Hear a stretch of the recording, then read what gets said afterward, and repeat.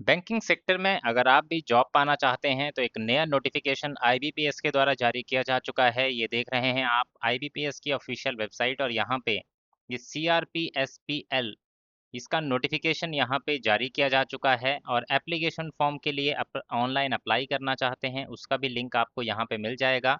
तो ये जो नोटिफिकेशन है ये स्पेशलिस्ट ऑफिसर्स की वैकेंसीज के लिए जारी किया गया है। तो अगर आप भी बैंकिंग जॉब्स की तैयारी कर रहे हैं और अगर आप इस एलिजिबिलिटी क्राइटेरिया को पूरा करते हैं जो मैं आगे इस वीडियो में बताने वाला हूं, तो आप इस एप्लीकेशन फॉर्म को फिलअप कर सकते हैं। यहाँ पर इनकी वेबसाइट जो है उसका लिंक है ibps.in, इस पे जाना है और इस तरह का पेज ओपन होगा। यहाँ पे CRPSPL दिख रहा होगा, इस यहाँ से आप नोटिफिकेशन देख सकते हैं और ये नीचे वाला लिंक जो है इस पे क्लिक करके आप एप्लीकेशन फॉर्म भर सकते हैं। अब आगे इसमें बात करते हैं इसकी नोटिफिकेशन की। तो यहाँ पे आप देख सकते हैं इसमें 6 अलग-अलग पोस्ट जो है वो जारी की गई है। यहाँ पे मार्केटिंग ऑफिसर की वैकेंसी है, HR personal officer, law officer, राजभाषा अधिकारी, agricultural field officer and IT officer की वैकेंसी है जिसके लिए आप ऑनलाइन आवेदन कर सकते हैं 21 जुलाई 2026 तक।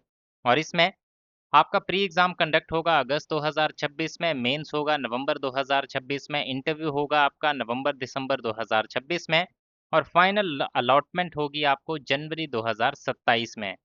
इसके बाद यहाँ बात करें आपके एलिजिबिलिटी क्राइटेरिया और बाकी चीज़ों की, तो यहाँ पे सबसे पहले देख लेते हैं पार्टिसिपेटिंग बैंक्स कौन कौन से हैं, यानी कि किस किस बैंक में वैकेंसीज जारी की गई हैं।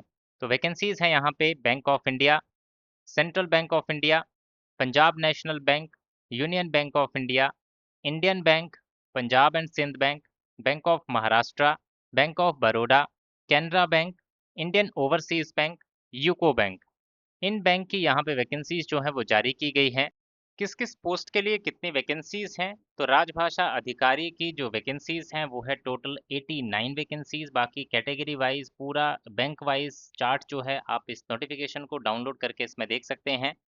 नेक्स्ट है मार्केटिंग ऑफिसर की वैकेंसीज, इसकी हैं 0 वैकेंसीज, इसके लिए कोई वैकेंसी नहीं है। नेक्स्ट है लॉ ऑफिसर की वैकेंसी, इसके लिए टोटल 105 वैकेंसीज हैं। आईटी ऑफिसर स्केल 1 की बात करें तो इनके लिए 301 वैकेंसीज यहाँ पे जारी की गई हैं। एचआर पर्सनल ऑफिसर की बात करें तो 60 वैकेंसीज जारी की गई हैं। एग्रीकल्चरल फील्ड ऑफिसर की बात करें तो 190 वैकेंसीज यहाँ पे जारी की गई हैं। तो ये हैं आपकी अलग अलग वैकेंसीज जो बैंक वाइज कैटेगरी वाइज यहाँ पे इस चार्ट में आपको दिखाई गई थी।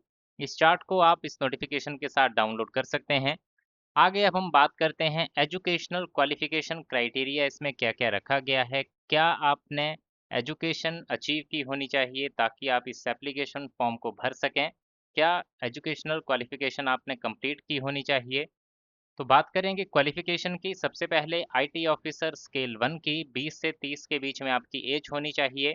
आपने या तो ग्रेजुएशन किया होना चाहिए जिसमें आपने पास किया हो डोएक बी लेवल एग्जामिनेशन, या फिर आपने पोस्ट ग्रेजुएट डिग्री की होनी चाहिए इलेक्ट्रॉनिक्स या फिर इलेक्ट्रॉनिक्स एंड टेलीकम्युनिकेशन या फिर इलेक्ट्रॉनिक्स एंड कम्युनिकेशन या फिर इलेक्ट्रॉनिक्स एंड इंस्ट्रूमेंटेशन या फिर कंप्यूटर साइंस या फिर आईटी या फिर कंप्यूटर एप्लीकेशंस में, या फिर अगर किसी ने इंजीनियरिंग डिग्री कर रखी है इलेक्ट्रॉनिक्स एंड इंस्ट्रूमेंटेशन में या फिर electronics and communication, electronics and telecommunication, electronics, IT, computer electronics या फिर कंप्यूटर साइंस में, तो आप इस पोस्ट के लिए एप्लीकेशन फॉर्म भर सकते हैं। दूसरा है एग्रीकल्चरल फील्ड ऑफिसर, इसके लिए 20 से 30 साल एज, या तो आपने इसमें ग्रेजुएशन किया हो 4 साल की डिग्री यानी कि एग्रीकल्चर में, horticulture, animal husbandry, veterinary science, dairy science, fishery science, pisciculture, agri marketing and cooperation, cooperation and banking, agro forestry, forestry, agricultural biotechnology, या फिर आपने बीटेक किया हो बायोटेक्नोलॉजी में, फूड साइंस में अपनी क्वालिफिकेशन की हो, agriculture, business management, food technology, dairy technology, agricultural engineering, sericulture, fisheries engineering. इसके बाद नेक्स्ट पोस्ट है मार्केटिंग ऑफिसर की।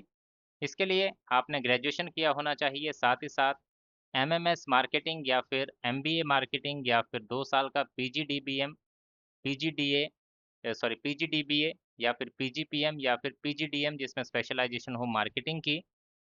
एचआर पर्सनल ऑफिसर के लिए ग्रेजुएशन किया हो और 2 साल का पोस्ट ग्रेजुएट डिग्री किया हो या फिर 2 साल का full time post graduate diploma किया हो पर्सनल मैनेजमेंट, इंडस्ट्रियल रिलेशन या फिर एचआर या फिर एचआरडी, सोशल वर्क या फिर लेबर लॉ में। लॉ ऑफिसर के लिए आपने बैचलर्स डिग्री की होनी चाहिए लॉ की, यानी कि एलएलबी किया हो और एनरोल्ड हो एडवोकेट के तौर पे। राजभाषा अधिकारी के लिए पोस्ट ग्रेजुएशन किया हो हिंदी में और इंग्लिश एज सब्जेक्ट पढ़ा हो ग्रेजुएशन लेवल पे। या फिर अगर किसी कैंडिडेट ने पोस्ट ग्रेजुएशन किया है संस्कृत में और इंग्लिश और हिंदी एज सब्जेक्ट पढ़े हैं ग्रेजुएशन लेवल पे, वो भी इस एप्लीकेशन फॉर्म को फिलअप कर सकते हैं। तो ये है आपका इसमें जो भी क्राइटेरिया था एजुकेशनल क्वालिफिकेशन का। इसमें एप्लीकेशन फ़ीस की बात करें तो 850 रुपये एप्लीकेशन फ़ीस रहेगी। अगर आप रिजर्व कैटेगरी से हैं तो 175 रुपये एप्लीकेशन फ़ीस आपको पे करनी है। स्ट्रक्चर ऑफ एग्जामिनेशन की बात करें तो प्री की यहाँ पे बात करें अगर, तो इसमें जो आपकी आईटी ऑफिसर की पोस्ट है, एग्रीकल्चर फील्ड ऑफिसर की पोस्ट है, HR personal officer and marketing officer की पोस्ट है, इसके लिए आपका प्री में 4 सेक्शंस जो है आपसे पूछे जाएंगे। पहला सेक्शन होगा इंग्लिश लैंग्वेज, दूसरा रीजनिंग, तीसरा एप्टीट्यूड, चौथा प्रोफेशनल नॉलेज। सभी के 25-25 क्वेश्चन होंगे। 25-25 नंबर का सेक्शन रहेगा। सिर्फ एक सेक्शन को छोड़ के जो कि प्रोफेशनल नॉलेज का है उसका 50 नंबर का सेक्शन रहेगा, क्योंकि इसमें एक एक क्वेश्चन 2-2 नंबर का होगा। सेक्शनल टाइमिंग जो है सभी के लिए 20-20 मिनट की दी जाएगी। इस तरह से 100 क्वेश्चन, 125 नंबर का पेपर और 80 मिनट का समय इसमें आपको दिया जाएगा। जो राजभाषा अधिकारी की पोस्ट है इसके लिए भी 4 ही सेक्शंस रहेंगे। इंग्लिश लैंग्वेज के 25 क्वेश्चन 25 नंबर, रीजनिंग के 25 क्वेश्चन 25 नंबर, जनरल अवेयरनेस इसके 25 क्वेश्चन 25 नंबर के और प्रोफेशनल नॉलेज के 25 क्वेश्चन 50 नंबर के। इसी तरह से इसका भी सेम पैटर्न जो है वो रहने वाला है। एग्जामिनेशन में क्वेश्चंस आपके अलग से इसमें पूछे जाएंगे। तो ये आपका पैटर्न रहेगा लॉ ऑफिसर और राजभाषा अधिकारी के लिए। जो मेंस एग्जाम होगा आपका उसमें आपके 5 सेक्शंस रहेंगे। 4 जो होंगे आपके उसमें इंग्लिश लैंग्वेज होगा, रीजनिंग होगा, quantitative aptitude, professional knowledge. Objective type का होगा ये। और जो डिस्क्रिप्टिव पेपर होगा 5वां सेक्शन वो इंग्लिश में होगा आपका, इंग्लिश लैंग्वेज का। इसमें 2 क्वेश्चंस होंगे 25 नंबर के। तो इस तरह से 225 नंबर का टोटल पेपर कंडक्ट किया जाएगा। और जो राजभाषा अधिकारी की पोस्ट है उसके लिए आप यहाँ से देख सकते हैं क्या पैटर्न रहेगा, या फिर नोटिफिकेशन डाउनलोड करके देख सकते हैं। और लॉ ऑफिसर के लिए भी आप वीडियो को पॉज करके स्क्रीन पे देख पा रहे होंगे किस तरह का पैटर्न जो है इसमें फॉलो किया जाएगा। तो इस तरह का इसमें पूरा पैटर्न रहेगा। उसके बाद होगा आपका इंटरव्यू कंडक्ट और उसके बाद आपका फाइनल रिजल्ट जो है वो जारी किया जाता है। तो इसमें इस तरह की पूरी प्रोसेस जो मैंने आपको समझा दी है अच्छे से आप समझ चुके होंगे। डाउट बचा है कमेंट सेक्शन में कमेंट कीजिएगा। और इस तरह की गवर्नमेंट जॉब्स की जानकारी अगर आप आगे भी रोज़ाना पाना चाहते हैं तो हमारे इस यूट्यूब चैनल को आज ही सब्सक्राइब कर लें और बेल आइकन प्रेस करके ऑल नोटिफिकेशन सेलेक्ट करना मत भूलिएगा।